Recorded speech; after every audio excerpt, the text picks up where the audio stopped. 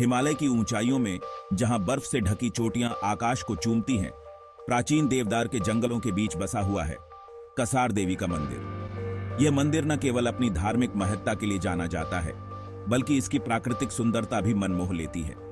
सदियों से यह साधारण सा ढांचा तीर्थयात्रियों के लिए आस्था का केंद्र रहा है। यहां आने वाले श्रद्धालु अपनी मनोकामनाओं की पूर्ति के लिए देवी की आराधना करते हैं, लेकिन हाल के दशकों में इसने एक नए तरह के भक्त को आकर्षित किया है, नासा के वैज्ञानिकों को। ये वैज्ञानिक यहाँ किसी धार्मिक कारण से नहीं, बल्कि एक विशेष वैज्ञानिक कारण से आते हैं। लेकिन एक अंतरिक्ष एजेंसी को एक दूरस्थ हिमालयी मंदिर में दिलचस्पी क्यों होगी? यह सवाल जितना सरल लगता है, इसका उत्तर उतना ही जटिल और रोचक है। इसका जवाब विज्ञान और अध्यात्म के अनोखे मेल में छिपा है। कसार देवी का मंदिर एक ऐसा स्थान है जहां विज्ञान और अध्यात्म एक दूसरे से मिलते हैं। कसार देवी असल में एक ऐसे क्षेत्र में स्थित है जहां असामान्य रूप से उच्च चुंबकीय क्षेत्र है। यह चुंबकीय क्षेत्र इतना शक्तिशाली है कि यह वैज्ञानिकों का ध्यान आकर्षित करता है। इस घटना ने पृथ्वी के चुंबकीय क्षेत्र और मानव चेतना पर इसके प्रभावों का अध्ययन करने वाले शोधकर्ताओं का ध्यान आकर्षित किया है।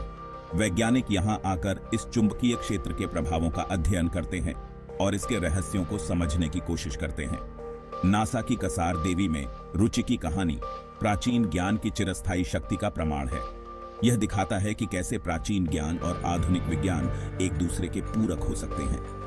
ये कहानी हमें विज्ञान और अध्यात्म के संगम का पता लगाने के लिए आमंत्रित करती है। यहाँ आकर हम समझ सकते हैं कि कैसे ये दोनों क्षेत्र एक दूसरे को समृद्ध कर सकते हैं।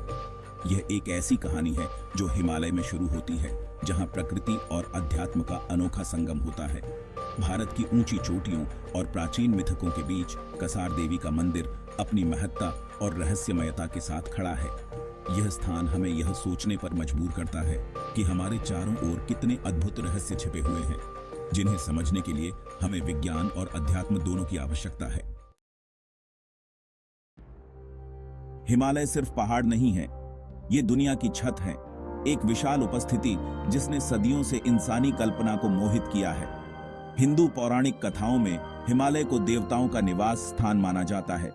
ये कैलाश पर्वत और मेरु पर्वत जैसी पवित्र चोटियों के घर हैं। इन चोटियों को ब्रह्मांड के आध्यात्मिक केंद्र के रूप में पूजा जाता है।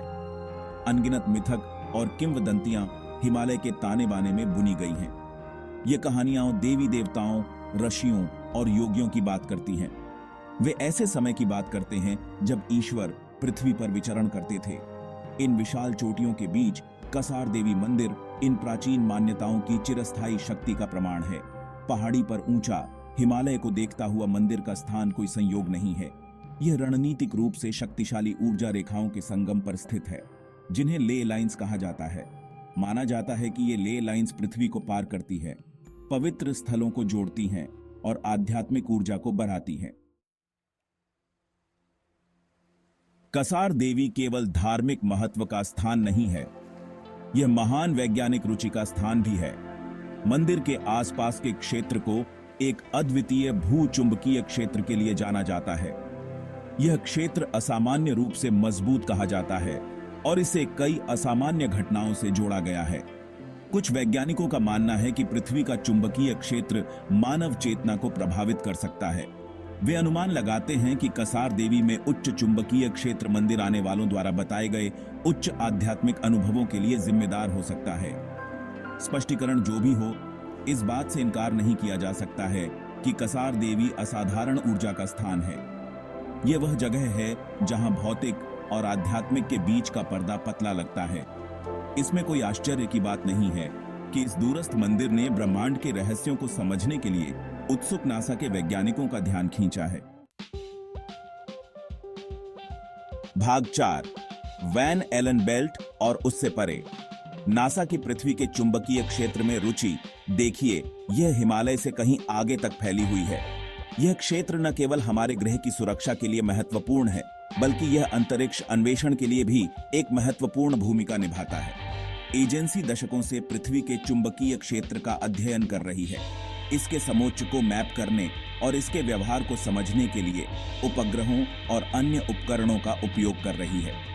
यह अध्ययन हमें यह समझने में मदद करता है कि कैसे यह क्षेत्र अंतरिक्ष के हानिकारक विकिरण से हमारी रक्षा करता है। अंतरिक्ष के हानिकारक विकिरण से अंतरिक्ष यात्रियों और उपग्रहों की रक्षा के लिए यह शोध महत्वपूर्ण है। यह विकिरण जो सूर्य और अन्य खगोलीय घटनाओं से आता है, हमारे ग्रह के लिए एक बड़ा खतरा हो सकता है। इस क्षेत्र में नासा की सबसे महत्वपूर्ण खोजों में से एक वैन एलन बेल्ट की खोज थी। यह खोज 1958 में की गई थी और इसने अंतरिक्ष विज्ञान में एक नई दिशा दी। ये तीव्र विकिरण के 2 डोनट के आकार के क्षेत्र हैं जो पृथ्वी को घेरे हुए हैं। ये बेल्ट सूर्य से आने वाले आवेशित कणों को फंसाते हैं और उन्हें पृथ्वी की सतह तक पहुंचने से रोकते हैं। वैन एलन बेल्ट पृथ्वी के चुंबकीय क्षेत्र द्वारा अपनी जगह पर बने रहते हैं, जो सूर्य से आवेशित कणों को फंसाता है। यह प्रक्रिया हमारे ग्रह के लिए एक सुरक्षात्मक ढाल के रूप में कार्य करती है। अंतरिक्ष अन्वेषण के लिए पृथ्वी के चुंबकीय क्षेत्र को समझना आवश्यक है। यह न केवल हमारे ग्रह की सुरक्षा के लिए महत्वपूर्ण है, बल्कि यह हमें यह भी समझने में मदद करता है कि कैसे अंतरिक्ष के विभिन्न तत्व हमारे पर्यावरण को प्रभावित करते हैं। यह हमारे ग्रह की जलवायु और पर्यावरण को समझने के लिए भी महत्वपूर्ण है। पृथ्वी का चुंबकीय क्षेत्र और वैन एलन बेल्ट हमारे वातावरण को स्थिर रखने में मदद करते हैं, जिससे जीवन संभव हो पाता है। इस क्षेत्र में नासा के शोध का ब्रह्मांड और उसके भीतर हमारे स्थान की हमारी समझ के लिए दूरगामी प्रभाव हैं। यह शोध हमें यह समझने में मदद करता है कि कैसे ब्रह्मांडीय घटनाएं हमारे ग्रह को प्रभावित करती हैं और हमें भविष्य के अंतरिक्ष अन्वेषण के लिए तैयार करती हैं। भाग 5, चुंबकत्व और मन। यह विचार नया नहीं है कि चुंबकत्व मानव चेतना को प्रभावित कर सकता है।